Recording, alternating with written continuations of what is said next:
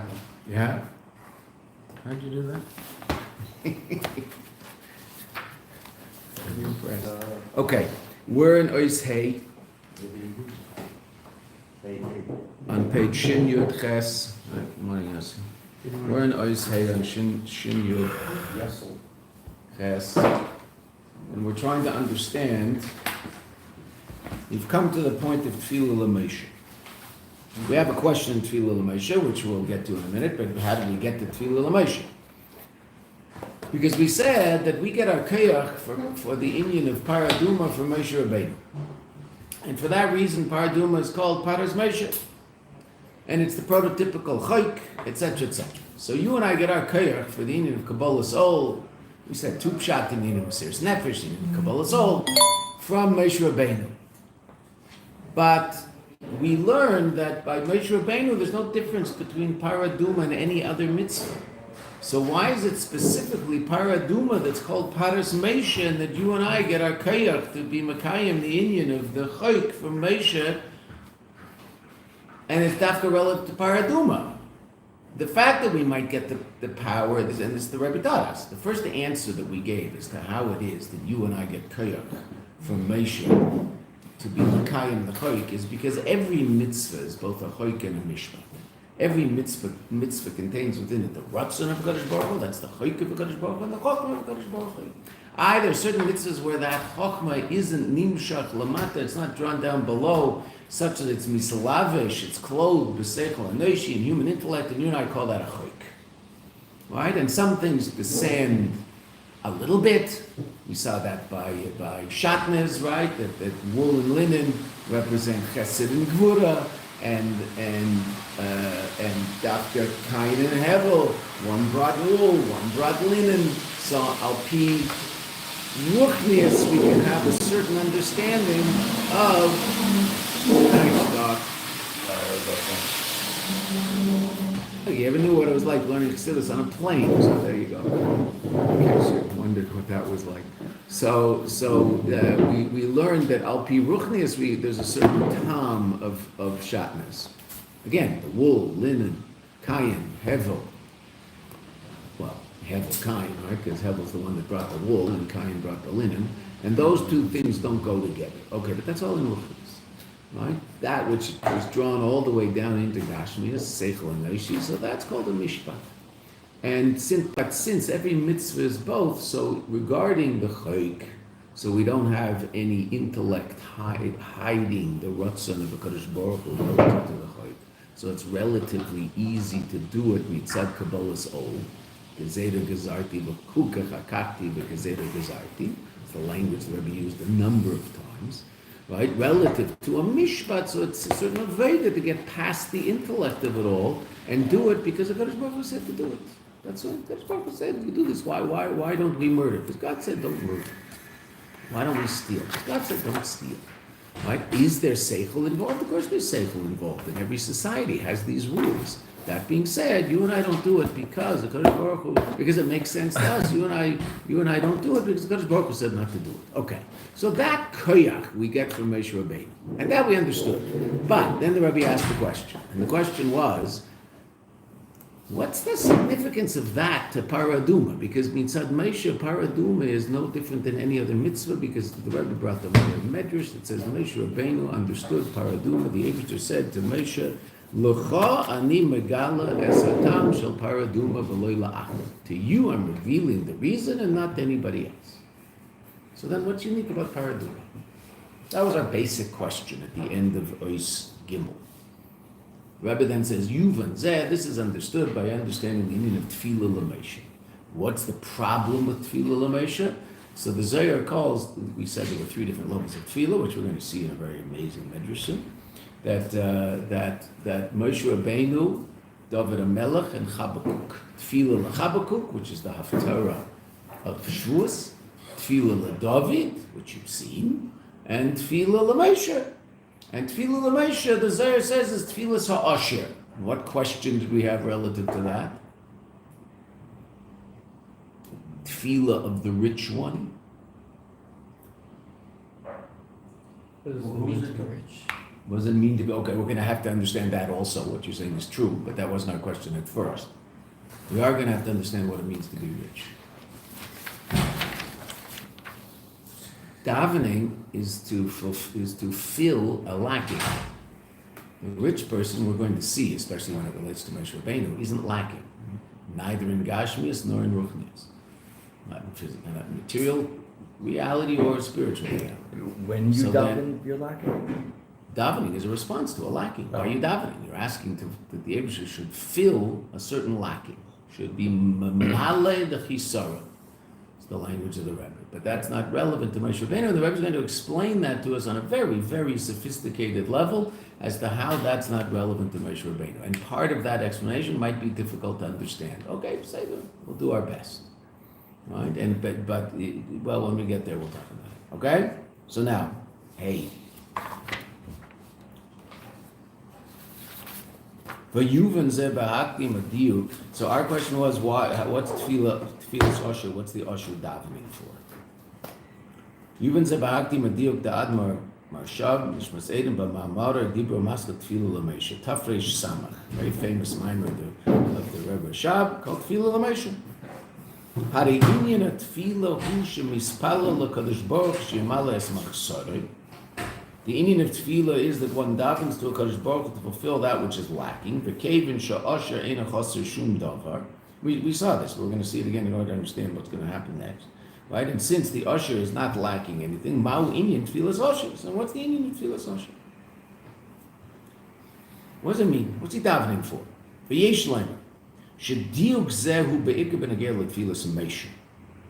Rebbe explains that this question is really shy of more to Meisha than anybody else.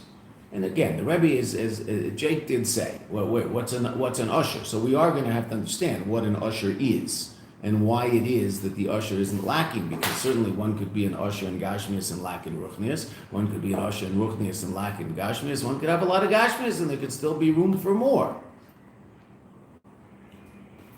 So we'll see that by Meisha, this is specifically difficult to understand.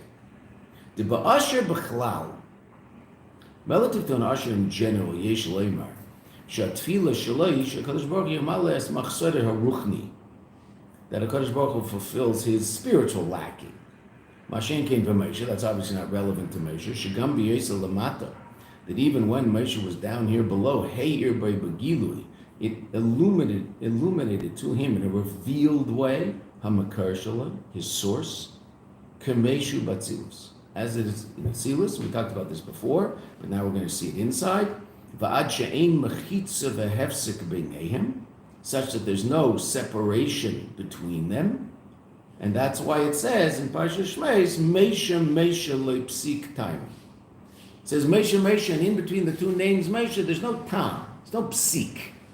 Avram in Parshas Vayera, there's a psik. Yaakov in Parshas Vayetzer, there's a psik. What does that mean? That means that Avram above and Avram below are they're not exactly the same. Avram in Atzilus experiences Elokus. The level of Avram's neshama in Atzilus experiences Elokus on a particular level, obviously very, very powerfully.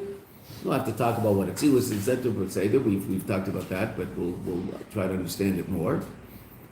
And Avram down here is experiencing Elokus in a different way. Still much more powerful than you and I, but not the same as Avram above. So too Yaakov. So too Havaya, Kel Rachum V'Chanun. In Parshas Kisis, in Kisisa, in Shmeis.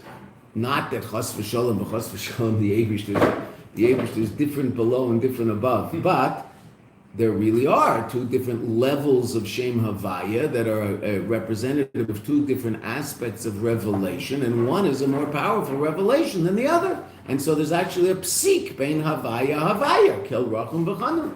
Havaya de la'el and Havaya de la'tata. Havaya, that level of Elokus that is completely transcendent of the world and has nothing to do with worlds. And that level of Yud Kei Vav Kei that is the source of the light that emanates down through Seder Ishtalshlus, through the four worlds. Right? So there's a level of Yud Kei Vav Kei completely transcendent, and we'll see that later in the Mimer. We're not going to call it Shem Yud Kei Vav, we're going to call it the Eibush himself. Or Yud Kei Vav Kei, the source of Or, light.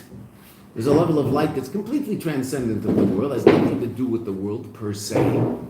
And then there's a level of light that's all about being that light that is drawn down into the world and gives highest existence to the world and vitality to the world, that level of light, and that's the lower level of Shem Havaya. The Shem Havaya that's drawn into Shem Elokim, which is the source of Kelim. So Shem Havaya is the source of the light that's drawn into this world. Shem Elokim is the source of the Kelim that allow that light to express itself in finitude.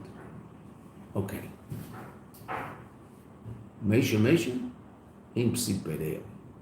Mesha down here walking around in Elam Hazeh, Mesha's conscious reality is exactly the same as Mesha's conscious reality in, or super conscious reality in, but it's not, Mesha's not super conscious, in Elam Atzilus. What's unique about Elam Atzilus? It's a world of Elokus. It's a world of godliness. It's not a world of creation. God the Creator lives there, so to speak. In Malchus of Atzilus is that aspect of godly reality that's responsible for transforming ayin, Malchus of Atzilus, into yesh, chokmah bria. Bria, yesh mi'ayin, the creation of, so to speak, something from nothing. What does that really mean? The creation of something created from something that's not created. That happens when Atzilus gives birth to Elam HaBriya, which is like a cow giving birth to a horse. Two completely different things. How can that happen? Oh, okay. It's an unnatural act and takes the input of something beyond both the yesh and the ayin in order to bring that about. Right? And that we'll see later in the Maimer, a revelation of our Ein Sof Shelifnei Tzimtzum, a level of godly reality that's completely beyond any limitation whatsoever. Rabbi, the highest level of neshama, Krida, is that reach God's essence in source or above its source? God's essence is in the Metzilus, so to speak. Yes, God's essence is everywhere, right? But when we say Atzilus, we're not talking about the level of God's essence, we're talking about the highest level of godly light clothed in vessels in a revealed way. And that's why Atzilus is the home of 10 spheres. Okay. What's there? 10 spheres. What are those 10? What does that mean? God's 10, God's 1. Atzilus is the place where these different aspects of godly reality come into a state of revelation. What allows that to happen is something called a kli. I know we've talked about that numerous times. What allows for the revelation of the notion of orange in light? This pen. The light out here is not orange. Does it contain within it the ability to express itself as orange? Well, yes, here it is. Right? Okay, if we were in a laboratory and some scientist were fiddling around with the photons, he could theoretically block the red photons and this would not look orange. It would look pretty yellow. Right? Because the red would be blocked.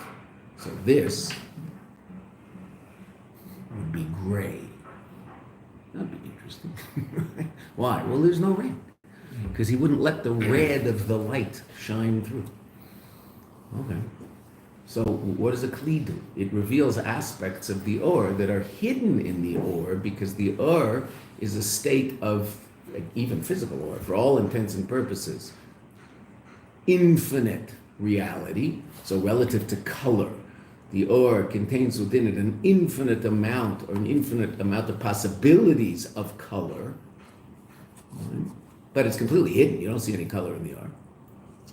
When that or bounces off a kli, you see a finite expression of that infinite reality. So what's this kli doing? This kli is hiding the infinite ability of light to express itself in color and revealing a finite expression of light in color. Or a finite expression of color and light, I guess is probably the better way to say it. Right? Is that reasonable? That's what's happening? Okay. So is light orange?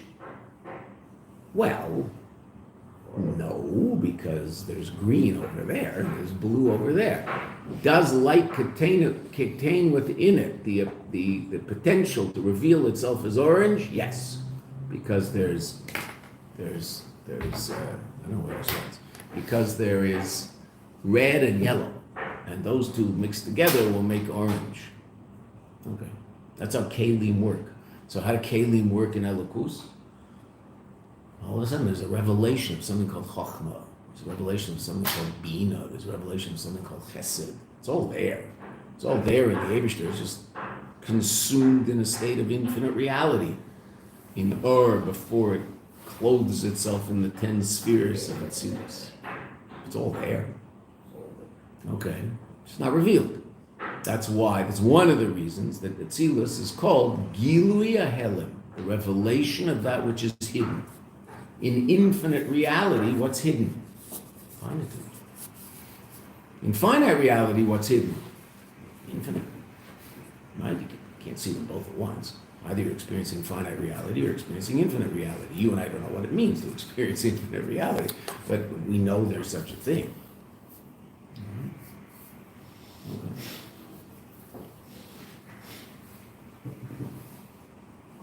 So Mesha down here has as clear and uncluttered and unmitsunsum, right?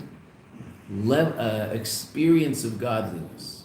He sees godliness in a revealed way down here in a way that no one else ever did. It's not hidden in any way, shape, or form. It's not even what was our mushal for different worlds or so. We'll go through it very, very quickly, so we'll appreciate it. Look, they're all here. It's so nice. We'll talk about the 3 worlds of Bria, Yetzirah, Asiyah.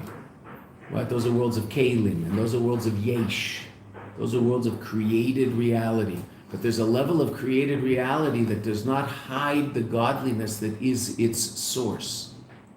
That's Elam Abriya. So if you were to meet an angel of Elam Abriya, godly light, so to speak, would be shining through the angel, like that bottle. That bottle is not water, but what does it reveal? It reveals absolutely clearly what's in it, without any of its own yesh. It is a yesh, it's not water, it's a bottle. But it reveals the water in it completely. So if you imagine that in terms of reality, so that's an angel. The angel is revealing the godly light in it, giving it existence clearly. So the angel is saying without a shadow of a doubt, I do not exist in any independent way. I am an expression of a higher level of existence. And I'm going to show you that level. That's the light shining through me. Clearly. That's Elam Abriya. Josh's bottle is Elam Yetzirah. You can see through the Kli, but the Kli colors with its own Yeshus, its own personality, so to speak, its own existence. It colors the water. What color is the liquid in that? Well, you and I know it's water, so we know it's colorless, right? But theoretically, it could be something else. Right? It could be some liquid with a bluish tint. Could be. I mean, we know it isn't because we know what people put in bottles like that, right? A Sprite bottle. No, someone who's never ever seen Sprite. What does he expect to come out of it? He's not sure. It might look like ginger ale or it might look like Sprite. It's not clear, right? Until it comes out, right? Okay, so what does that mean? That means that the bottle is revealing what's in it, but it's revealing what's in it with a little bit of its own yeshus, its own personality, so to speak. So that bottle is saying, aren't I a beautiful shade of blue? Jake's bottle is not saying that at all. Jake's bottle is saying, I've got water in me. It's not about me, it's about the water, completely and totally. Josh's bottle has a lid, it's revealing the water, it's not hiding the water. But it's got its own yeshus also. Eilam Hazeh Gashmi looks like that. Anything in the cup? No clue. Right? How do you know? I don't know. Can't see. Though it is interesting, once talking about this, someone said, yeah, but if you elevate yourself and look from above, you can see what's in the cup. Wow. Oh. That's true. In Eilam Hazeh, if you look with the right eyes, you can see the elokus in the cup. But the cup mitzad itself hides the elokus. I also assume if you're looking at Olam, not Yetzirah from Olam Abriya. I hate looking up from above and see elokus. That's true. But let's not go there. Right? So Eilam Hazeh Gashmi, the Kli hides the or. Does that mean there's no or? Of course there's or. There's or just like Atzilus. There's no difference. But it's concealed. It's concealed. Okay, Atzilus, what's Atzilus? What's the mushal for Atzilus? It's a hard mushal. It took a couple of years. Rabbi Levering and I bragged about this for years until, I don't know, about 15 years ago, we finally came up with a mushal that works. Our first mushal was a bad mushal, though it helped. But it was like, you can imagine in a cartoon, someone drinking a cup of coffee, and as they're drinking, the cup disappears. Like the whole thing disappears. There's nothing left at the end. Okay, but that's the mushal for Atzilus is an ice cup. Okay, what's in Jake's bottle? Water. Well, okay, let's be more specific. H2O. What's the cup made of in Atzilus? H2O. It's all H2O. It's all Elokus. It's all the Eibishter. There's Elokus in finitude. That's the Kli. And there's Elokus in infinite reality. That's the Or, but it's all him. That's Atzilus. Atzilus is not a created world. It's a world of Elokus. So to speak, it's like an ice cup. What's an ice cup? It's just H2O in two different forms. It's all H2O. Mm-hmm. So now, the Kli doesn't melt. Atzilus. So Moshe Rabbeinu lives on that. Moshe Rabbeinu lives in that place where everything is Elokus. It's not that he sees the Elokus in everything. Everything is Elokus to him. Wow, it's quite an amazing. That's his conscious reality. So he's not lacking anything in Elokus. There's no concealment whatsoever. In Elam Abriya, there's a certain level of concealment because there's an angel, and the angel's not God. You and I see the angel, we fall on our face because the godliness of the angel shines through. But the angel's not the Eibishter. The angel's an angel, he has a name. Atzilus is the Eibishter. It's good as gold. Breishis bara Elokim, Malchus of Atzilus, gave birth to Chochmah de Bria. That's what that pasuk means. Okay. So Atzilus on one hand is a world. On the other hand, it's Elokus. That's why Atzilus is called a hinge. It's a hinge. Part of the house or part of the door? Both. It's part of the house, part of the door. That's Atzilus. That's where Moshe lives consciously. Therefore, Hari Movin, the Rebbe says,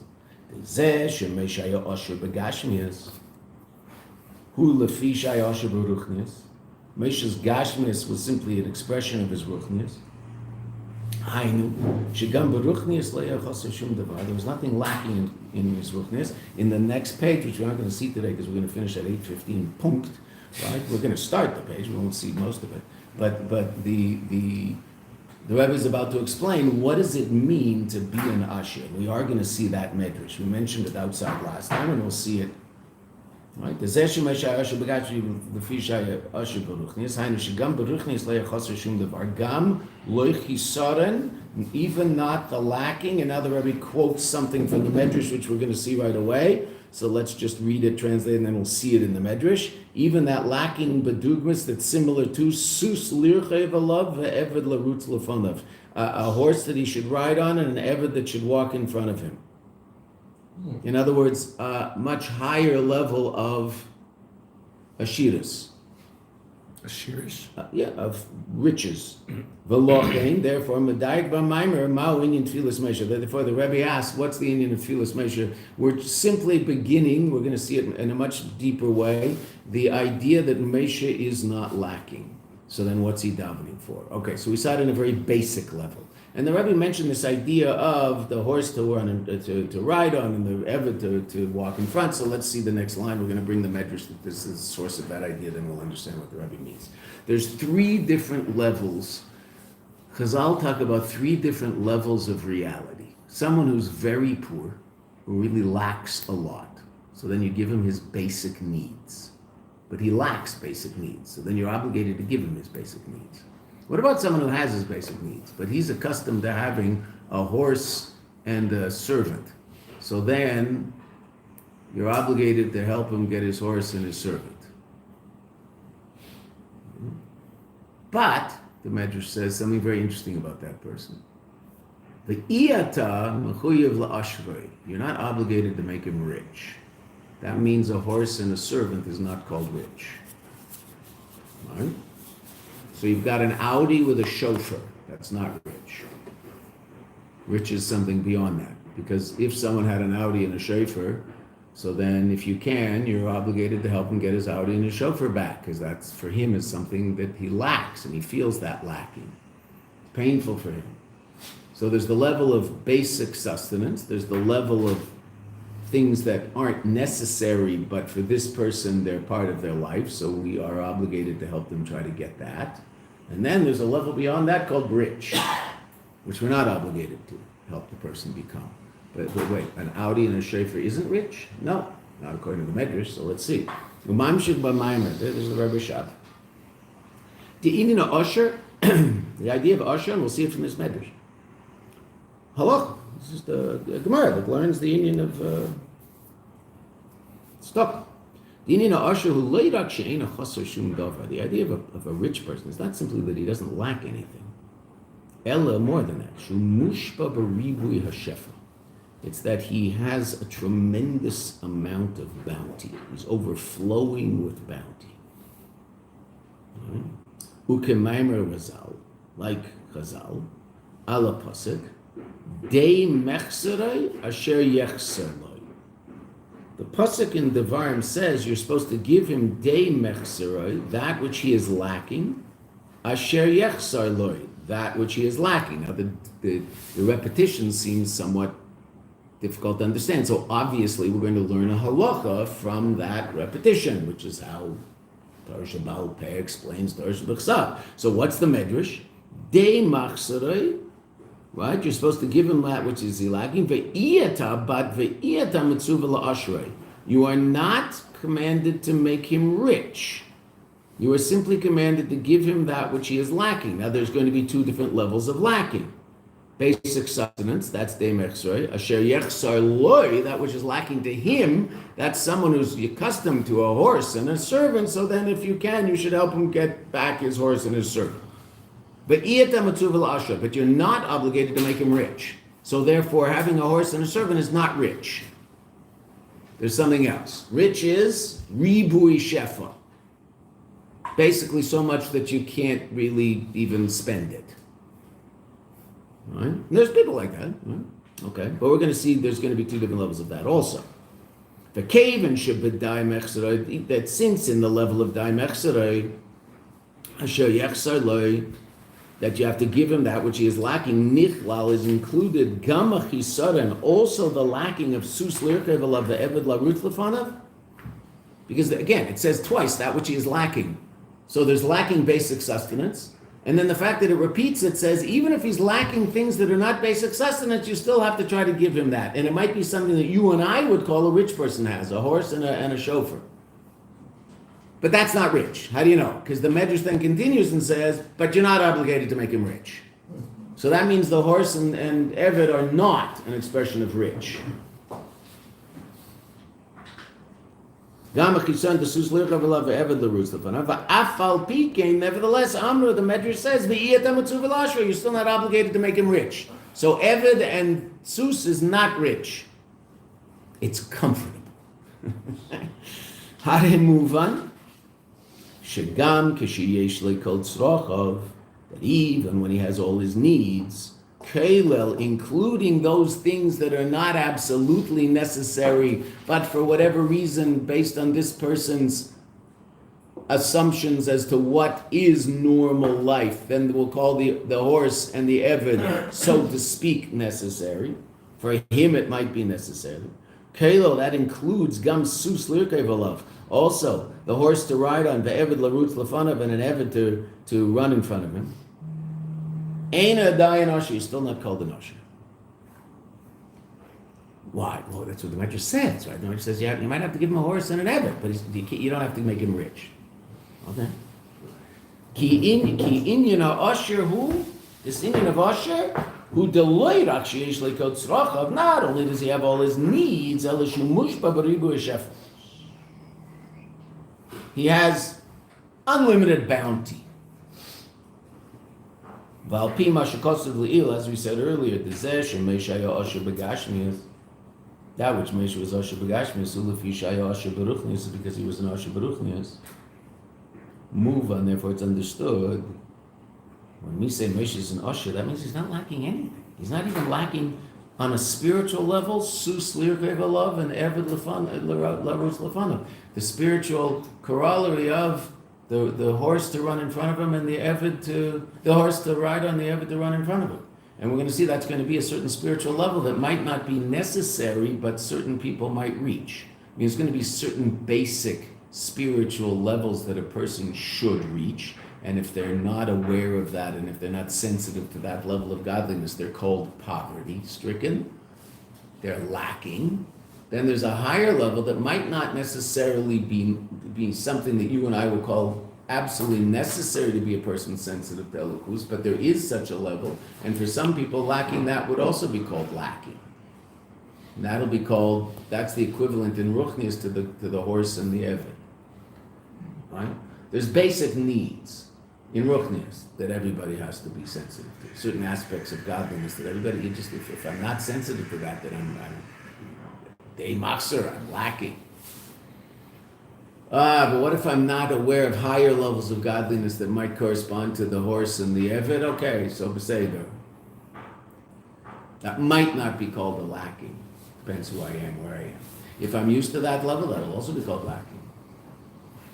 So Mesha's obviously got the first level. Whatever this is, we'll see. The Rebbe's going to explain. Got the second level.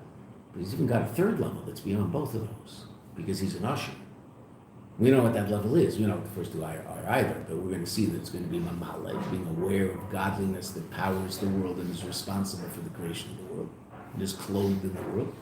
So if a person isn't appreciating the fact that godliness is all around, so that person is very lacking, then there's a higher level, a person who's sensitive to transcendent levels of godly reality called soived. So that's also something that a person can become sensitive to. So that could be, that's the equivalent of the horse and the Eved, something that might not be of basic necessity, but it's certainly a level that a person could strive to and could reach. And then there's a level beyond that. Whatever that is, we'll see. The Rebbe will explain. That's called the Asher. So that's Mesha. That which we said earlier, that which Mesha was Asher Begashmias. Who Lafisha Asher Beruchnias? That's because he was an Asher Beruchnias. Moving. The Neisef Lazeh Mesha Leir Shum Chisaron Chas v'Shalom. In addition to the fact that by Mesha there was no lacking, and here we're talking about spiritually. And what would that mean? Here the Rebbe says what we just said outside. Gam also, etc. Not even a lacking of those levels of appreciation of elokus that aren't absolutely necessary, but they're there, and it would be a nice thing to have. Okay, in other words, in Gashmias, there's basic needs. Okay, so to Ruchnius, there's basic needs. A person has to appreciate the fact that everything they see is an expression of God's creation. Right? And godly light is clothed in everything they see. And that's called Mamale, the level of godly light that's clothed in every physical object, giving it its existence and its continued vitality. And if a person isn't aware of that, then they're mamish poverty-stricken. Then there's higher levels of godliness that aren't absolutely necessary, but it would be nice to have. Well, it's not absolutely necessary to have a nice car and a chauffeur, but it would be nice to have if I had, and if I didn't have, and I was used to that, then I'd be lacking. Okay, so there's going to be an appreciation of a higher level of elokus that would be the corollary of, in Gashmias, the horse and the Eved. Not absolutely necessary, but it's there. And what's that? Well, the Rebbe will explain what that is. So Mesha Kli is not even lacking that. Whatever that is. Now the Rebbe will explain. Key. Try to do it in the next 7 minutes. We'll just see the beginning of it, and we'll continue tomorrow. Tomorrow there's class without coffee. Key. Maybe there's Hashem the Eibishter will be kind to his Yidden and he'll send us Mashiach today, and then tomorrow will be a big Yom Tov. And I saw if it's a Yom Tov, there won't be classes. So I don't know. Ki heiru by begilui kol giluyim hashayachim la'olamis.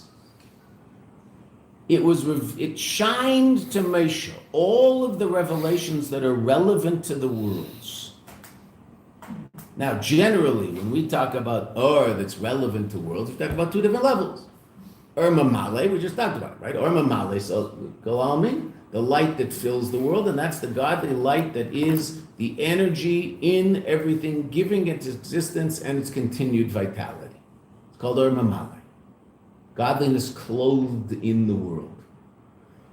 Similar to those aspects of your soul that are clothed in you and give vitality to different aspects of your life. The power of sight is clothed in your eyes.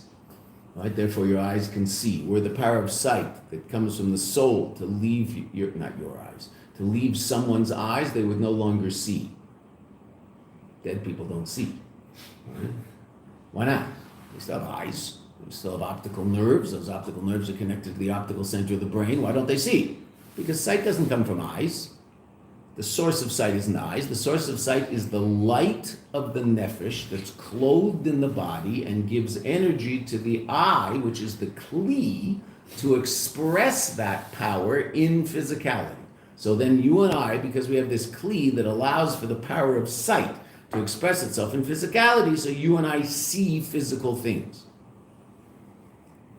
In Gan Eden, I think we see metaphysical things. What does that look like? I have no clue. Right? Okay, but we don't have, you don't need eyes for that.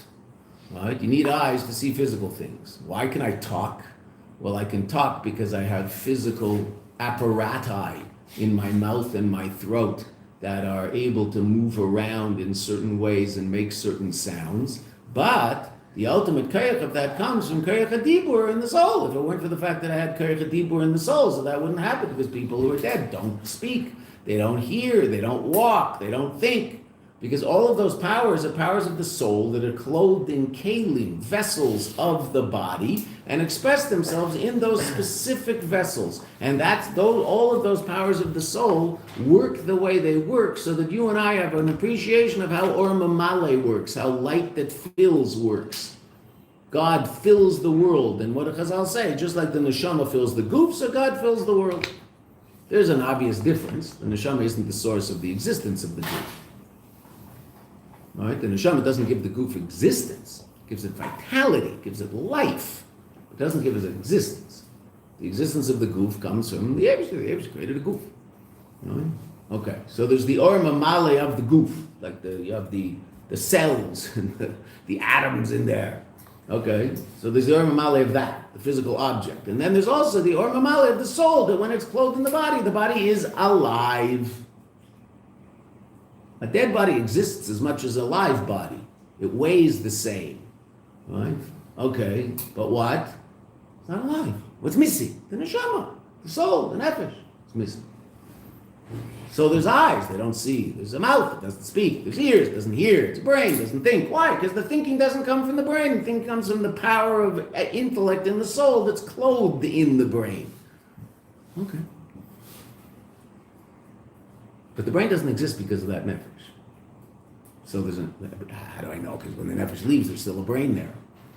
The Eibishter, when the Eibishter's light comes into a particular object, it's not just giving it vitality, it's giving it existence. Without that light in that object, it doesn't exist. Okay, say that, but the mashal is still clear.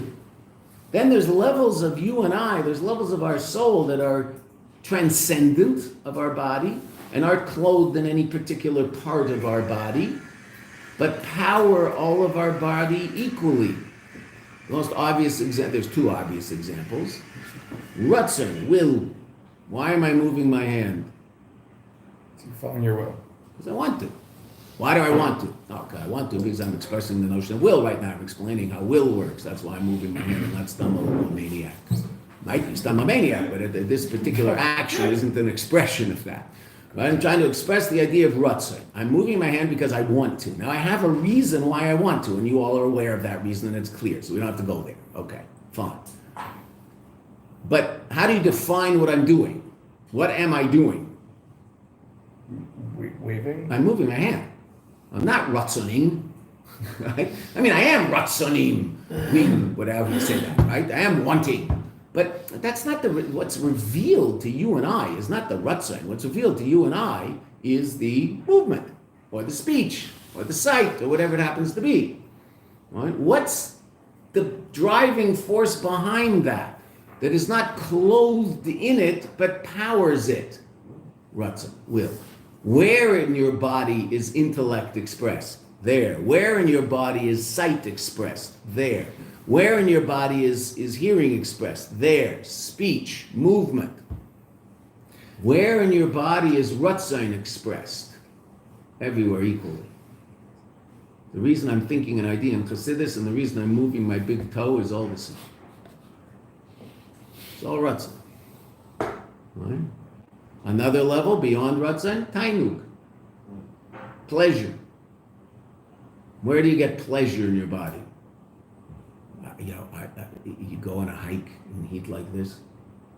One of the single greatest pleasures you can possibly experience in Elam Hazeh is taking off your hiking boots and putting your feet in a cold stream. There's very few pleasures as great as that. My feet? That's, some people are more into that than the pleasure of learning a Mysticism. Oh, God. And it takes a lot less work to be into that than the pleasure of a Mysticism. You're going to have to work at it and try to understand it, and you're going to be frustrated because I don't understand it. It doesn't take a lot of work to appreciate the pleasure of putting hot, sweaty, tired feet in a cold creek. I mean, it's just like, wow. And you feel like you just drank 10 gallons of water. Your whole goof is like rejuvenated by virtue of the fact that your feet are experiencing this pleasure. I'm reliving my youth. Okay, wow. So I can experience pleasure with my feet. I can experience pleasure that's called emotional pleasure. See someone I love, and it gives me pleasure, right? I can experience pleasure by virtue of learning an idea that's exciting. Go, wow, that's like amazing. Pleasure, it's a very pleasant experience to do, okay? There can be intellectual pleasure, spiritual pleasure, emotional pleasure, physical pleasure. Why? Because pleasure is not limited by any particular part of the body. It's a makif. It's all-encompassing. It's not what's called a koyach penimi, a power that's clothed in a particular limb and expressed in that limb and only that limb. Moshe Rabbeinu, well, we'll stop here inside and we'll go further tomorrow. Moshe Rabbeinu isn't lacking an appreciation of Mamalek Alamin, that level of godly light that is clothed in each particular creation, giving it its existence and its vitality.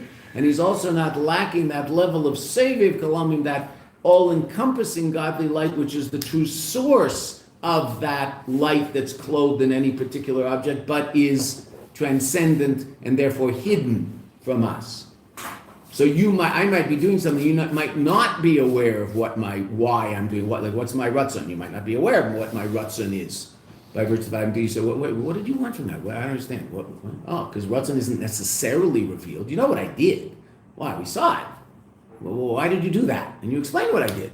Why? Because that's Mamale, that's revealed reality. So there's a level of godly reality that's clothed in the world, and you and I should be very, very, very, very sensitive to that. And if we're not, we're like the poor person who doesn't have basic necessities. But there's a higher level that might be harder to reach. The level of being sensitive to transcendent godly reality. Oh, that's like the Sus and the Evet. But that's also not Ashir, right? There's going to be a level beyond that that's Ashir. We'll see that tomorrow. Okay. Is it your deodorant? No, I don't know what to say. Is it magnetic? I like magnets. Deep joy. Boker Tov Eliyahu.